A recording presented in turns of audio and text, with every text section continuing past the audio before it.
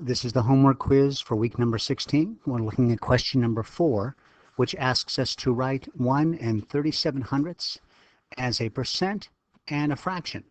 So this is similar to what we've been doing in the first 3 problems, except for here, 1 and 37/100ths is bigger than 1 whole.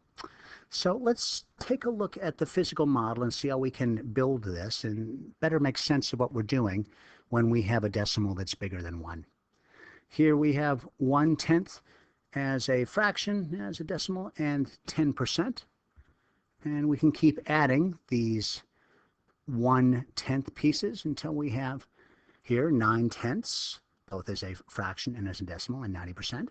We add one more 1/10 piece and we have 1 whole. 1 or 1 and 0/10 or 100%. So far so good, but we have this decimal again is 1 and 37/100ths. It's bigger than 1 whole. So we need to add another 1 whole block so that we can put what's left over in that block. So let's do that. Add one more tenth. It's 1 and 1/10, 1 and 2/10, 1 and 3/10, or 130%. We can change the 1 and 3/10 to 1 and 30/100ths, and then start adding in 100th pieces. 1 and 30/100ths, 1 and 32/100ths, 1 and 33/100ths, or 133%. 1 and 34, 1 and 35/100ths, or 135%. 136, 137.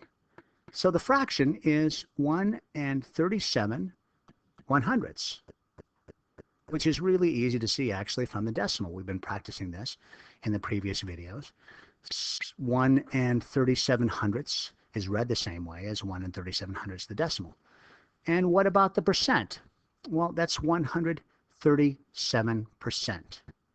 Here, again, what we can do is take and move the decimal one place to the right and a second place to the right.